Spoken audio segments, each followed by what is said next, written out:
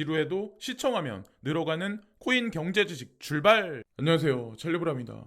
오늘도 간밤에 나온 미국, 중국, 러시아 관련해서 그리고 유로존 관련해서 그런 얘기들을 오늘도 이제 말씀드릴 건데, 어저께는 제가 기존에 했었던 어떤 그 바라보는 뷰에 관해서 블랙록, 그러니까 세계 최대 자산 운용사인 블랙록, 레리 핑크 회장님 같은 경우도 비슷한 견해를 미디어에 이제 표출하셔가지고 제가 그거를 같이 믹스해서 영상에서 이제 풀어서 말씀드렸는데, 오늘도 그런 말씀을 드릴 거예요. 그러면 어떤 분들은 왜 코인 채널인데 코인에 포커스를 맞춰야지 그냥 왜 이런 얘기를 자꾸 하냐라고 이제 저한테 말씀하실 분들이 아마 분명히 있을 거예요.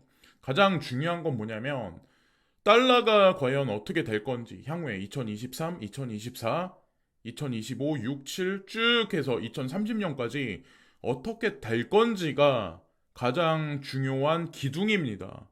거기에 이제 하나하나 살을 붙여 나가면서 계속 배경 지식을 쌓으시다 보면 이 사람이 왜 이런 얘기를 하고 있는구나라고 조금 더 영상을 보실 때 좀 흥미롭게 아마 보실 수 있지 않을까라는 생각을 합니다. 그리고 영상에 들어가기 전에 먼저 전제로 깔고 제가 설명드리고 싶은 부분이 있는데, 기존의 통화의 자리에 있을 수 있는 거는 사실 페트롤 달러를, 그러니까 에너지 중심에 기반에 두고 에너지의 교환 거래에서 달러를 교환의 중심 수단으로 채용을 했었어요. 근데 어느 순간부터 달러의 교환 거래가 축소되기 시작을 합니다.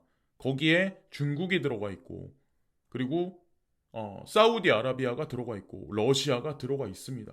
또 그들은 스위프트 2.0이라고 제가 칭할게요. 미디어에서는 그런 얘기를 안 하지만 그들은 그들만의 화폐 교환 시스템을 전 세계로 확장시켜 나가고 있는 현재의 단계이고, 그것은 스위프트 2.0이라고 저 이제 생각을 합니다. 위에나가 그렇다고 기충이 된다는 말씀을 드리는 건 아니에요.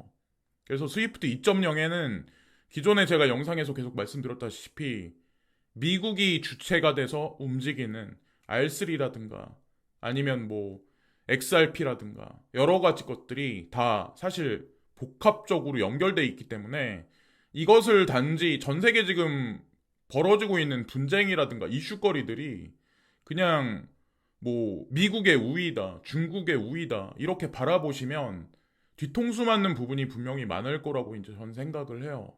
그래서 제가 예전서부터 말씀드렸지만 우리 대중은 인식을 못하지만 어쩌면 미국과 중국의 정치 세력의 비하인드에 있는 최상층부에 있는 권력층들은 사실은 자웅동체일 수도 있다는 거죠. 그들의 이익을 위해서는. 그걸 전제로 깔고 오늘 영상도 이제 말씀을 드릴게요. 자, 첫 번째는 여기 샘이 나와 있죠. FTX 전 CEO.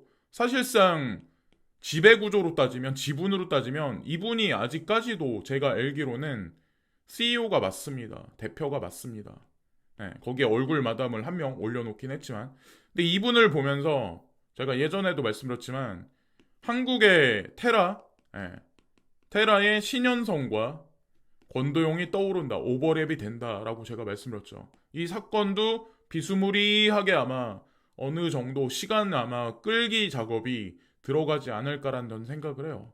그리고 이 FTX와 테라에 관한 어떤 여러 가지 사건이 결론이 나겠죠. 그러면서 상승장의 트리거가 발생되지 않을까라 생각을 해요. 그래서 중간에는 아마 모호한 기사들이 계속 나올 거예요. 이런 기사들.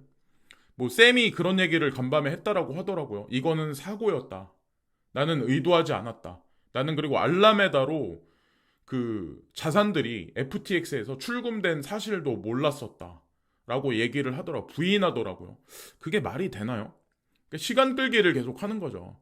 SBF는 12월 13일에 증언하지 않을 거다. 뭐 그래서 지금 묵비권을 행사하는 것 같은데, 어쨌건 뭐 지켜보시죠.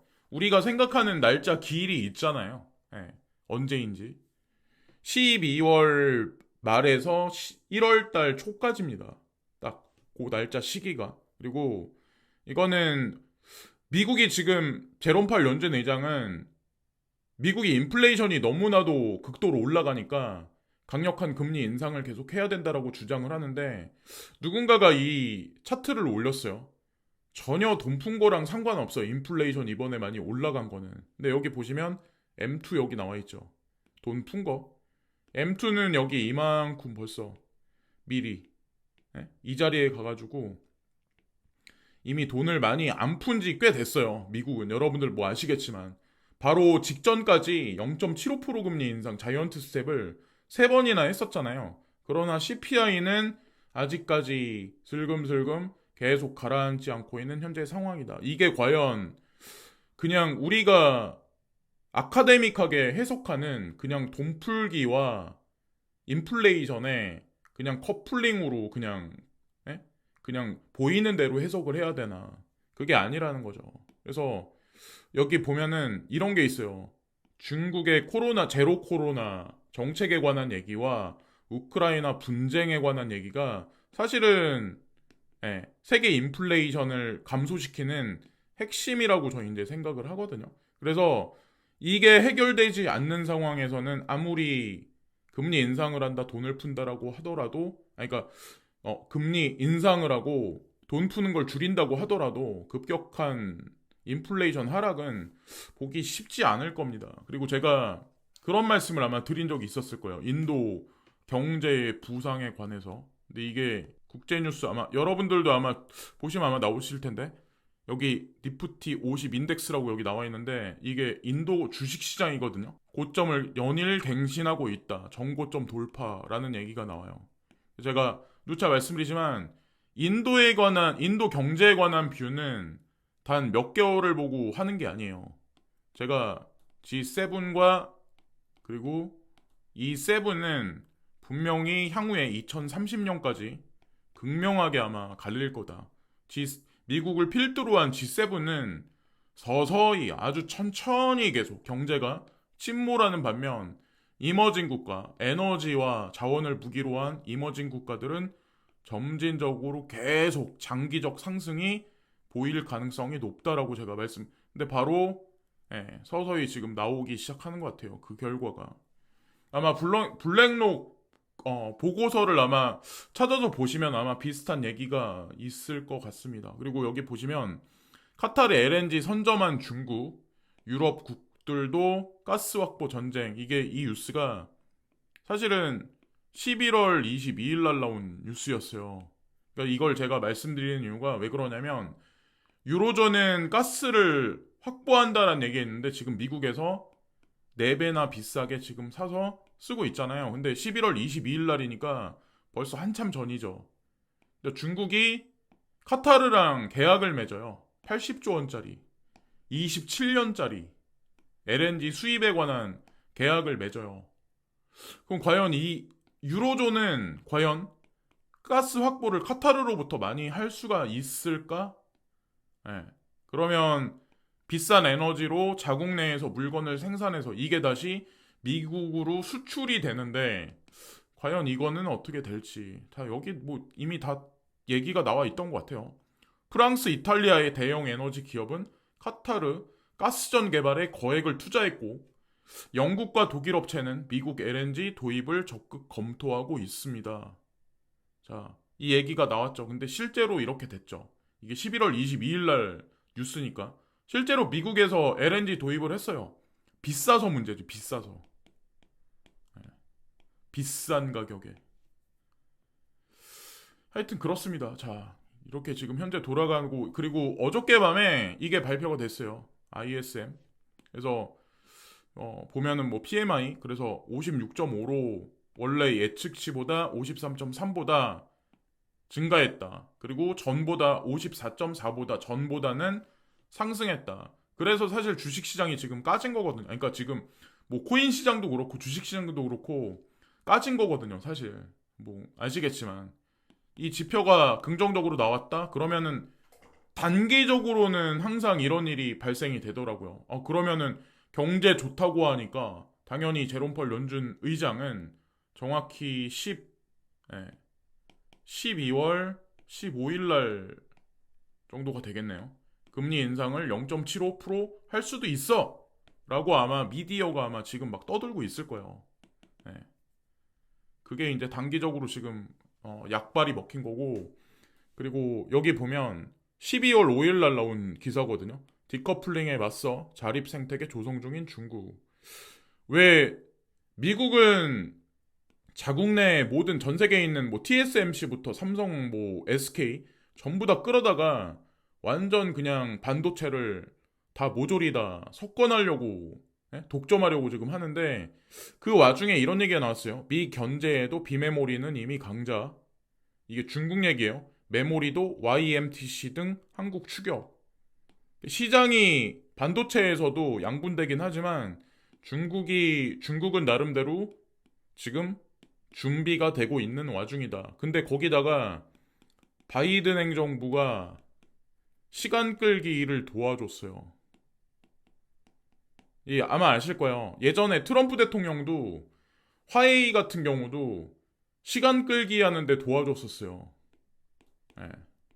그걸 어떻게 이 과거 뉴스를 여러분들이 다 이렇게 되짚어서 이렇게 분석해 보시면 아마 그게 보일 거예요. 바이든 행정부도 중국이 반도체 산업에서 성장할 수 있게 시간 끌기를 도와줬고, 자, 그리고 반도체 칩셋 말고, 뭐, 5G망, 그때, 화웨이 막 그런 얘기 있었잖아요. 그때도 마찬가지로 트럼프 행정부에서, 제가 말씀드리는 게, 한쪽으로 치우쳐서 보면, 예, 그거다. 뒤통수 맞는다. 이게, 진짜 우리가 생각하는 차원을 뛰어넘는 어떤 그런 클래스에 있는 어떤 그런 권력층들은 자웅동체일 수 있다는 거죠. 제가 이런 뉴스 하나하나 나오는 거 보면 그렇게밖에 해석이 안 돼요. 그리고 방역 완화에 중국 경제 꿈틀, 뭐 위에나 가치 상승, 뭐 한 달 전까지만 해도 사람들 중국 경제 망한다 막 그랬었잖아요. 근데 진짜 핵심은 뭐냐면 중국은 인플레가 지금 높지가 않아요. 근데 이 상황에서 이 제로 코로나를 서서히 시간차를 두고 만약에 실시를 하면 GDP, GNP는 서서히 슬금슬금 계속 올라갈 확률이 높습니다.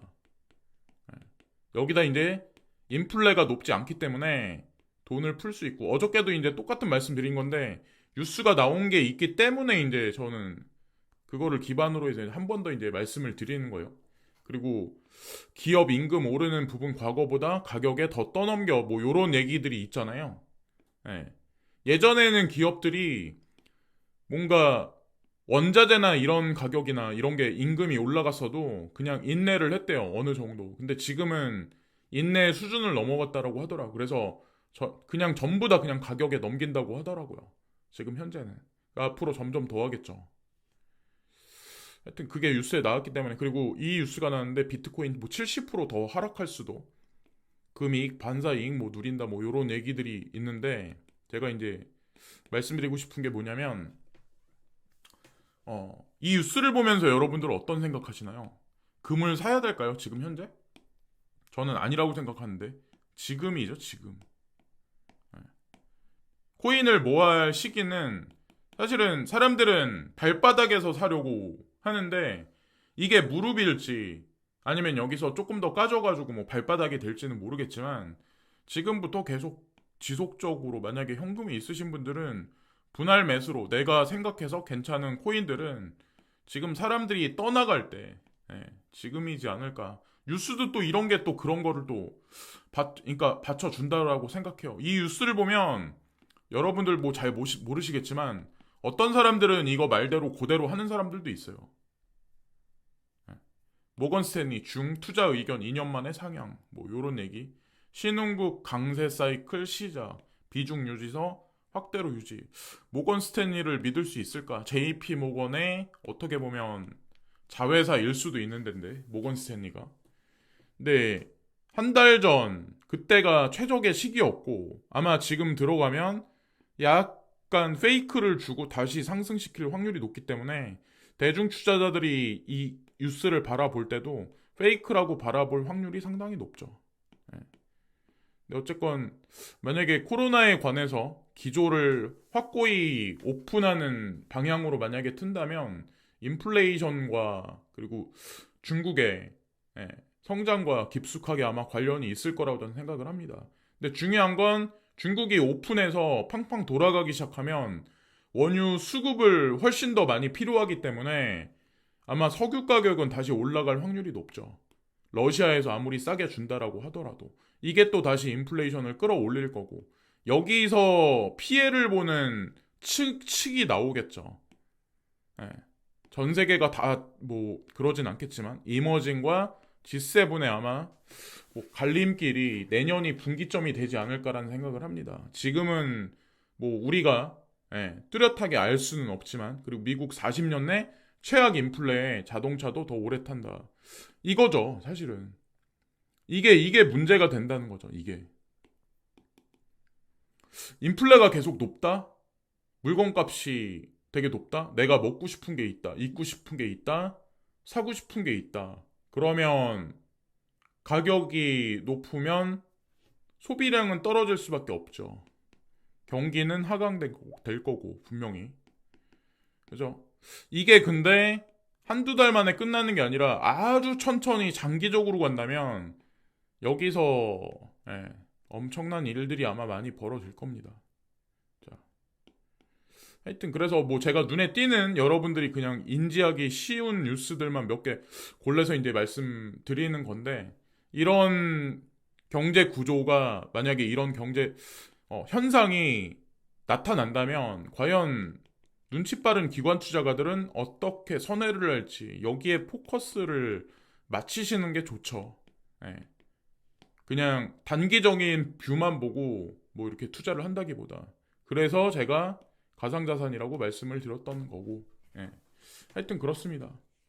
자, 여기까지 말씀드리면서 오늘 방송도 마치겠습니다. 오늘도 시청해주신 많은 분들께 깊이 감사를 드리고요. 구독과 좋아요 부탁드립니다. 감사합니다.